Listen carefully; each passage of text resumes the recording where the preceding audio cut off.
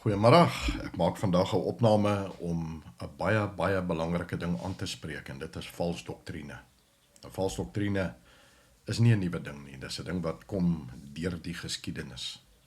Ons het rekords reg deur die geskiedenis van vals doktrine en veral so wanneer dit kom by dit wat ons gaan aanspreek vandag, veral relevant tot sekere van die teksgedeeltes, Matteus 5, Markus 7, Matteus 15, Handelinge 10, valse doktrines, maar veral wat die Matteus boeke aanbetref, waar Messias aan die woord is, waar hy die Fariseërs aanspreek as gevolg van vals doktrine. Nou in hierdie week wat verby is, stuur 'n baie goeie vriend van my 'n video-opname op wat van Facebook afkom van 'n prediker in Amerika wat Openbaring 13:18 koppel aan Islam en die onheiligheid daarvan en hy koppel dit aan Satan en ek het redelik onlangs het ek 'n opname gemaak oor halal en my teenkanting met halal.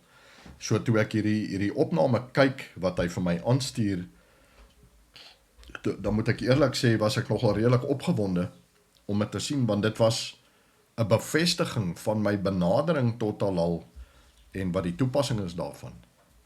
Maar gelukkig verifieer ek altyd alles wat ek kry, en toe ek ingaan en ek begin kyk na die betekenis, dit wat hy sê, gemeet teenoor die skrif, toe vind ek dat hierdie ou se doktrine absoluut tot in die diepste kern daarvan vals is.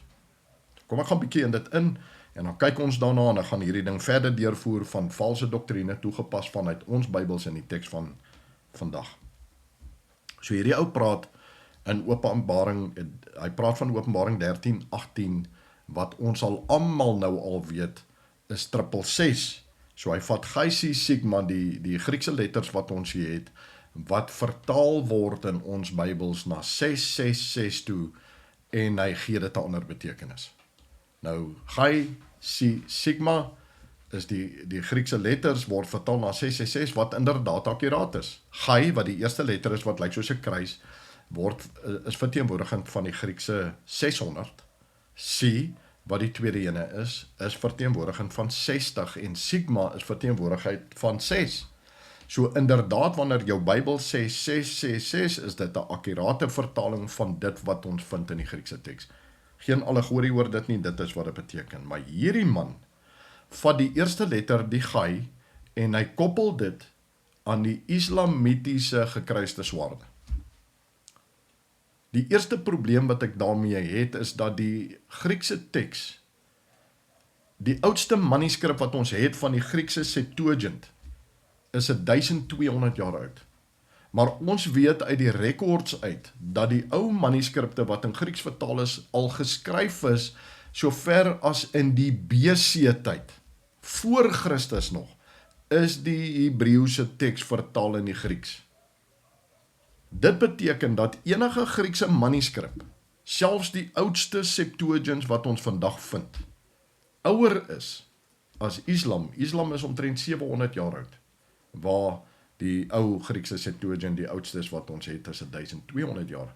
So toe hierdie teks neergepen is, het Islam nie bestaan nie, en daarom weet ons dan dat die mense wat die Griekse Septuagint neergeskryf het, sy intensie was nie, die leksikon, was nie om Islam te verteenwoordig nie. So dit is allegorie om te sê dat die Chi van die Griekse teks is verteenwoordigend van die gekruiste swaarde van Islam.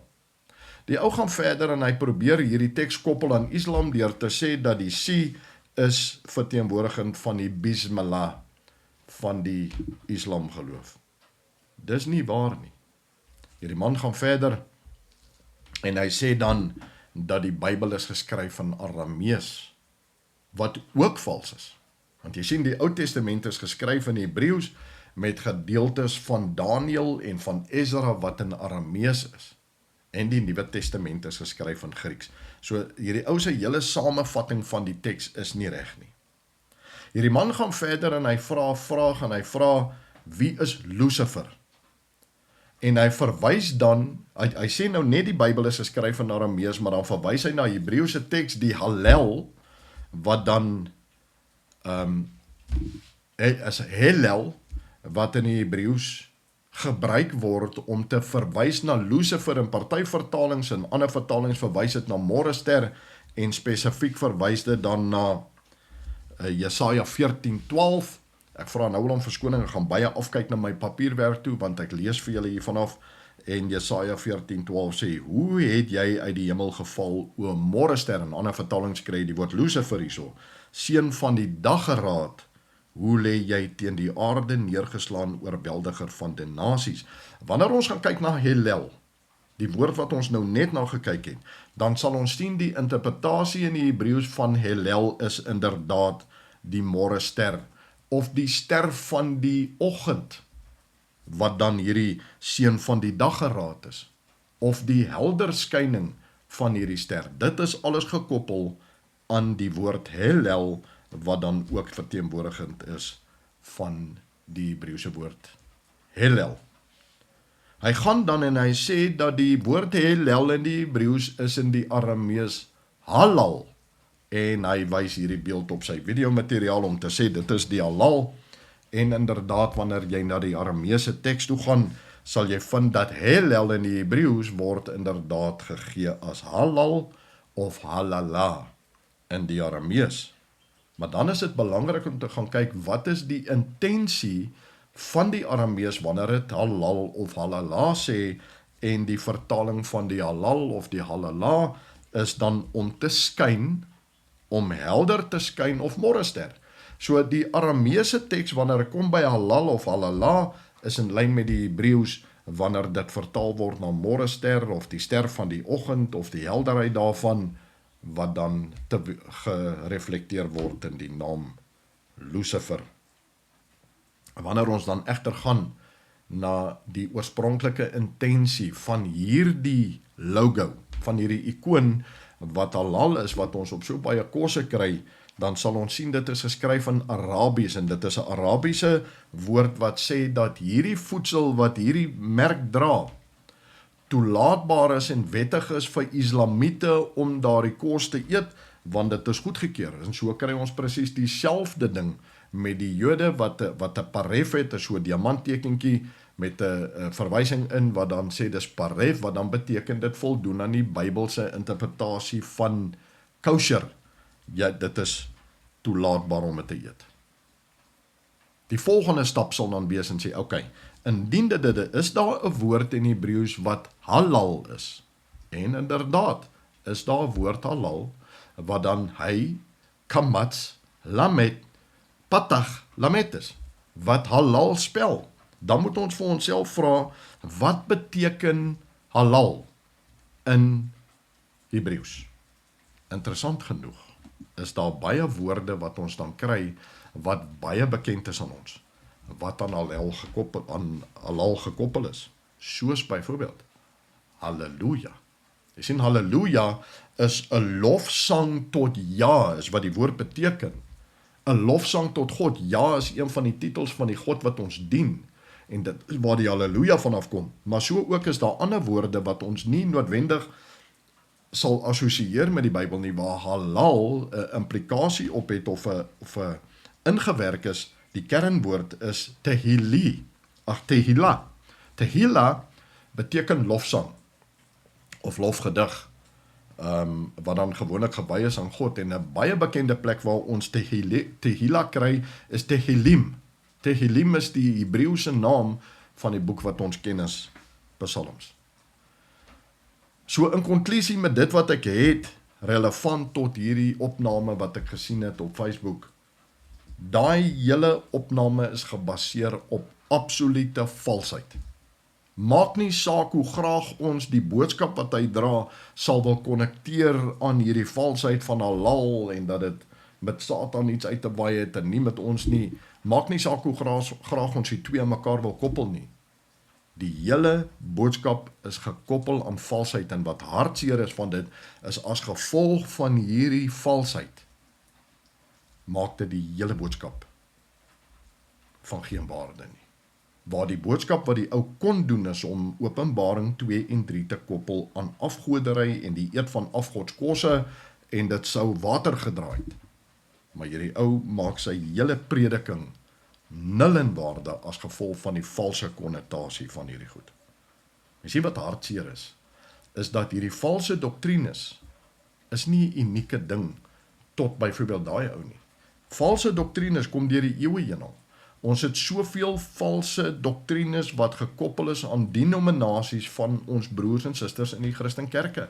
En dis hartseer. En jy kry onder valse doktrines, kry jy dan intentionele misleiding, soos wat ons gesien het en wat ek nou bespreek het in hierdie video-opname van hierdie ou op Facebook.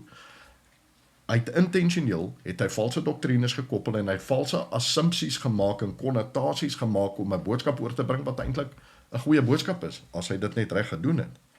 Maar dan kry jy twee ander valse doktrines wat of gebeur as gevolg van versseleksie. En dit gebeur gewoonlik wanneer jy 'n doktrine het binne in jou denominasie wat jy glo hierdie is hoe ons die Bybel moet interpreteer, dit is wat die betekenis is, en dan gaan kies ons 'n vers en ons sluit al die ander verse uit met daai vers om te sê hierdie is wat dit beteken, en dit gebeur veral wanneer daar verwys word na Paulus se boeke, wanneer daar een vers uitgehaal word en sien jy Paulus het die volgende gesê wat vals is. Want jy sien Paulus skryf gewoonlik in die meeste van sy boeke, skryf hy in 'n rabbi styl. Hy was 'n rabbi, hy was 'n fariseer. Hy skryf in daai styl wat hy geleer het, wat hy ken, wat hy deel van sy lewe was vir so lank, en hy doen dan wat bekend staan as 'n midrash, waar jy twee argumente teen mekaar opweeg en dan by 'n uitsluitsel kom en sê hierdie is daai twee argumente is die argumente, maar hier's die antwoord, en dit is wat Paulus doen. En jy kry gewoonlik in sy boeke wanneer hy sê wat sal ons dan sê? En wanneer hy sê wat sal ons dan sê, dan weet jy hy begin met 'n midrash. Hy begin met die uitredenering van feite. En wanneer hy sê, ek kan nou nie onthou wat die Afrikaans is vir dit nie, maar in die Engels sal hy sê heaven forbid of God forbid, dan weet jy hy het hierdie tot 'n konklusie gekom met hierdie midrash en hy gee dan sy antwoord. Maar partykeer gebeur dit dat van die denominasies een van daai tekste uit daai midrash uitvat en sê sien jy Paulus het gesê, en dan sê dit is die doktrine wat dan vals is. Of jy kry waar mense gedeeltelike konteks uithaal. Hulle sal 'n vers uithaal en sê hierdie is wat die vers beteken, en die hele konteks, alles wat met die konteks uit te baie het, sal hulle uitsluit en sê sien jy hierdie is wat, en ons kry dit in Matteus 5 vers 17 waar die kerke Jesus aanhaal, wat hulle dan sê, waar hy sê voorwaar ek het nie gekom om die wet of die profete tot nie te maak nie, ek het gekom om dit te vervul, en dan sê hulle punt, sien jy die wette is vervul, ons hoef nie daaraan te voldoen nie. Maar vers 18, 19 en 20 gee konteks relevant tot Matteus 5 vers 17, wat dan die boodskap heeltemal teenstrydig maak met dit wat gesê word die betekenis is van Matteus 5 vers 17. Nou ek gaan op 'n latere opname gaan ek Matteus 5 vers 17 tot 20 adresseer tesame met ander teksverse, en die opname se naam sal 10 teen 1 wees om te wet of nie te wet nie. Maar kom ons kyk verder na ander doktrines wat kom Matteus 15 kry ons hierdie ding wat Jesus oor praat wanneer die fariseërs hom konfronteer oor sy disippels wat brood eet sonder om die tradisie van die oues te onderhou. Ons kry presies hierdie selfde verhaal in Markus 7 waar hy intree, waar hy sommer in Markus 7 begin waar die fariseërs en die skrifgeleerdes Jesus aanvat of Yeshua aanvat en sê maar jou disippels volg nie die tradisies van die oues nie, hulle was nie hulle hande voordat hulle brood eet nie, en dan word die vertaling dan gesê, die doktrine sê ons kan enige iets eet want niks wat in die mond ingaan is onrein nie, maar dit wat uit die mond uitkom. Maar wanneer jy gaan kyk na hierdie teks en jy gaan kyk dit in die konteks, dan sal jy die sleutelwoorde waarna jy moet kyk is waar hulle vir hom sê jou disippels onderhou nie die tradisie van die oues nie. Die tradisie van die oues is 'n titel van wat in akademiese kringe bekend staan as halaga, wat die oral Torah is, die mondelikse wet is, wat 'n Joodse wetgewing is, wat niks met die Bybelse wette uit te waai het nie. Wette wat hulle self geskep het, baie dieselfde soos wat ons doen in ons kerke, en dan sê hulle vir hom, maar hulle onderhou nie die tradisie van die oues nie, en daai tradisie in die Complete Jewish Bible word inderdaad reg weergegee as die Netalat Yadayim, Dis 'n Joodse tradisie dat voordat jy brood eet, moet jy jou hande was op 'n sekere manier met 'n sekere kommetjie en daai is die intalatjadiem. En dit is waaroor Markus 7 gaan en Matteus 15 gaan oor hierdie hande was ritueel. Niks met kos uit te maak. Dan kom daar 'n doktrine wat sê, sien jy, niks wat in die mond ingaan is onrein nie, wat uit die mond uitkom. En as jy gaan kyk na daai teks, dan is die boodskap van daai deel van die teks is dit wat jy spreek, die valsheid wat jy spreek, dis waaroor dit gaan. So kom ons kyk na nog 'n voorbeeld. Ons kyk na Handelinge 10. Handelinge 10 kry hierdie verhaal van Petrus wat op die dak sit. Hy bid tot die Vader, hy gaan in 'n trance in, soos wat baie teks dit sê, en hier sak 'n laken af met al die diere waaraan jy kan dink, en die Vader sê vir hom, vat en eet. Daai word dan normaalweg as 'n doktrine gemaak en sê, sien jy, die Vader het alles oopgemaak om te eet, ons kan enigiets eet. Is dit waaroor dit gaan? Jy sien, die eerste ding om na te kyk wanneer ons kom by daai teks, is dat Petrus sê vir die Vader, ek sal dit nie eet nie, ek sal nie dat iets onrein oor my lippe gaan nie. 3 keer wat hy dit doen, en die laken word weggevat. As jy dan eerlik na daai teks wil kyk, dan gaan lees jy Handelinge 10 en Handelinge 11, en jy sal vind dat Handelinge 10 en 11 gaan oor 'n baie belangrike aspek. In Handelinge 2 word ons vertel van hierdie mense wat in Jerusalem is, almal Jode wat gekom het vir Shavuot, die fees van Shavuot, wat gekom het, en die Heilige Gees het afgekom en hy het in die apostels ingegaan en hulle het gepraat in die tale van al hierdie Jode wat daar teenwoordig is, wat uit die diaspora uitkom, en hulle kon die evangelie verstaan, en daar kry die Heilige Gees dit, dat die eerste 3000 gelowiges inkom en die boodskap van die evangelie aanvaar as die waarheid en tot geloof kom in die Messias. Dis waaroor die hele Handelinge 2 ding gaan. Handelinge 10 sien ons 'n verhaal waar Simon Petrus in hierdie trance is en hy word blootgestel aan hierdie ding, en onmiddellik nadat hierdie laken weggevat word, kom die Gees na hom toe en sê vir hom, daar gaan nou manne na jou toe kom, jy moet saam met hulle gaan. So vind ons dan, wat dan gebeur is, hy gaan saam met hulle en hy kom by die Romeinse soldaat, die offisier Cornelius. En Cornelius het al hierdie menigte mense wat godsvreesend is, die God van Israel aanbid. En die eerste woorde wat Petrus spreek wanneer hy in sy teenwoordigheid ingaan, dan sê hy vir hulle, julle weet die tradisie is, ek mag nie in julle teenwoordigheid kom nie, dit is die halaga, dieselfde ding wat in Handelinge 7 en in Matteus 15 aangehaal word, ek mag nie in julle teenwoordigheid kom nie. En daar kry jy die verhaal waar hierdie nie-Jode teenwoordig is, hulle word hande opgelê, daar word vir hulle gebid, en dieselfde Heilige Gees wat ons in Handelinge 2 van lees, kom in hierdie nie-Jode in. En dan kry jy dieselfde Petrus wanneer hy wegloop daar wat sê, nou weet ek wat die Vader vir my gesê het toe hy die laken laat sak het, niks met kos uit te waai nie. Hy sê, ek verstaan nou dat Jode en nie-Jode gelyk staan onder die genade van die Vader, gaan lees dit. Niks met kos uit te waai nie. Daai is sonder twyfel, net soos Markus 7 en Matteus 15, vals doktrines, gebaseer op valse interpretasies van die teks, en so ook van Matteus 5 vers 17. Kom ons vat nog ene.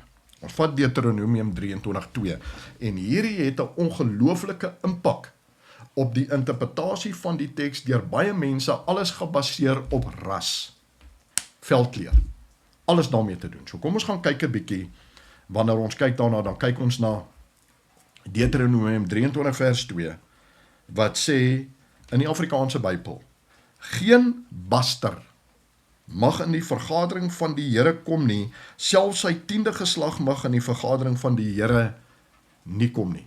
Let op die woord baster. Nou wat beteken baster? Baster is 'n interpretasie van 'n woord, en wanneer jy gaan Wikipedia sal jy sien, 'n baster word gekoppel op inwoners van Rebot. Nou vir die van julle weet nie waar Rebot is nie, ek het die ongelooflike voorreg gehad om groot te word in die daai tydse Suidwes-Afrika, Namibië, en ek het groot geword op 'n klein myndorpie Oamites, wat net noord is van Rebot, hierdie Rebot waarvan hier gepraat word, en die inwoners van Rebot was as gevolg van, kom ek sê dit in aanhalingstekens, apartheid, het hulle almal gewoon in die area van Rebot, en dit is gekleurde mense, presies dieselfde as die Kaapse kleerlinge. So die basters waarna verwys word gelykgestel aan die Kaapse kleerlinge of die Namas of die Khoisans, word almal geken as baster. So dis 'n rasse konnotasie wanneer hierdie teks sê jy geen baster mag in die teenwoordigheid van die Vader kom nie. Wat sê die Engelse Bybel? Sê hy vir ons ook hierdie coloreds mag nie daar kom nie? Nee. Die Engelse Bybel sê vir ons a bastard shall not enter into the congregation of the Lord, even the 10th generation shall he not enter into the congregation of the Lord. Nou is die woord baster is in die Engelse Bybel bastard. Nou as jy die Engelse taal ken en jy verstaan dit, ons as ouer mense het baie te doen gehad met die woord bastard, waar mense mekaar geswets het as bastards, en ons weet 'n bastard is die kind wat die gevolg is van 'n buite-egtelike verhouding, het sy dat 'n getroude man met 'n ongetroude vrou is, of wat ook al, wanneer daar buite-egtelike verhouding is en daar's 'n kind gebore, hy was gekenmerk as 'n bastard. Nou verander die rasgeoriënteerde ding na die Engelse Bybel na 'n huweliksgeoriënteerde ding, 'n buite-egtelike kind. Nou wat is nou eintlik dan die werklike betekenis van dit wat ons in die teks lees? Jy sien, die ou mense kon nog sê, ek kan nie Engels lees hier, so ek lees die Afrikaanse Bybel en vir my maak dit sin en dit is hoe ek dit interpreteer. Maar deesdae kan almal Engels lees en die Engelse Bybel sê bastard, wat is die werklike betekenis? Wanneer ons dan na die Hebreëse teks toe gaan, dan sal ons sien dat die Hebreëse teks, daai wat ek rooi gemaak het, is die Hebreëse woord mamzer. En 'n mamzer, wat beteken mamzer? So kom ons gaan na die interpretasie van mamzer toe, ons gaan na die konkordansie toe, en in die konkordansie praat hy van 'n bastard, a child of incest, or an illegitimate child. In punt nommer 1 sê hy 'n bastard, wat inderdaad 'n buite-egtelike kind is.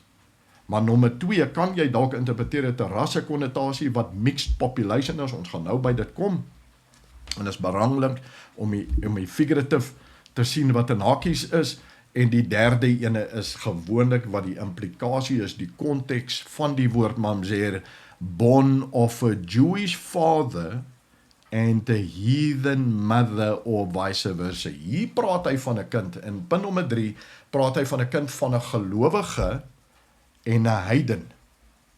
'n Kind wat ek en jy se geloof is, en van Islam, of van Hindoe, of van enige ander geloof, Boeddhis. Daai kind wat gebore is uit hierdie verhouding tussen 'n gelowige wat die God van die Bybel aanbid en een wat nie die God van die Bybel aanbid nie, daai kind se titel is mamzer. So kom ons kyk na die moontlikheid daarvan, dat nommer 2 miskien rasgeoriënteerd is. En die ander plek waar ons die woord mamzer kry, is in Sagaria 9 vers 6, hy sê, en die baster sal in Ashdod woon, so sal ek dan aan die trotsheid van die Filistyne 'n einde maak. Jy sien, hier is 'n probleem met hierdie teks. Hierdie teks, niks met ras uit te my nie. Ashdod, as jy mooi gaan kyk, gaan Google search dit, sal jy sien, Ashdod is een van 5 stede wat deel van Filistia was, die Filistynse grondgebied.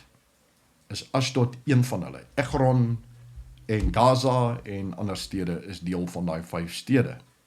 En die Filistyne is wat ons vandag ken as die Palestyne. Weer 'n keer 'n Google search weg, kan jy gaan sien die Romeinse ryk het die naam Filistia verander na Palestina toe. Die Filistyne en die Palestyne is een en dieselfde nasie, en as jy gaan kyk na hulle, is dieselfde velkleur as die Jode en die Israeliete en ons en.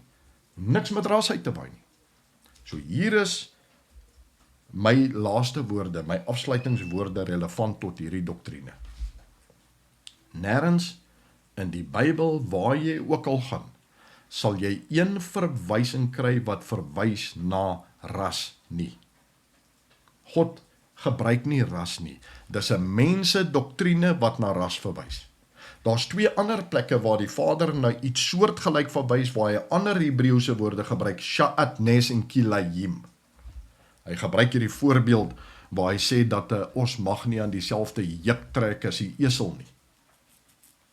Kila Yeme Mamzer is ook relevant tot geloofsoorwegings en dit maak absolute sin wanneer hy sê 'n os en 'n esel moenie op dieselfde juk trek nie, want 'n Christen en 'n Islamiet of 'n Christen en 'n Hindoe of 'n Christen en 'n Boeddhis gaan nie aan dieselfde juk trek wat die verhouding het met God nie. Dit is alles die konteks van wat die woord aanspreek wanneer dit kom by dit. So wanneer die Bybel vir jou iets sê en dit het 'n oordeel oor iemand, gaan maak seker wat sê die teks. Maak seker die doktrine wat jy probeer volg is inderdaad korrek met die teks. Wat vir my hartseer is, hoeveel geloofsbewegings is daar buite wat 'n oordeel neem oor mense as gevolg van hulle ras.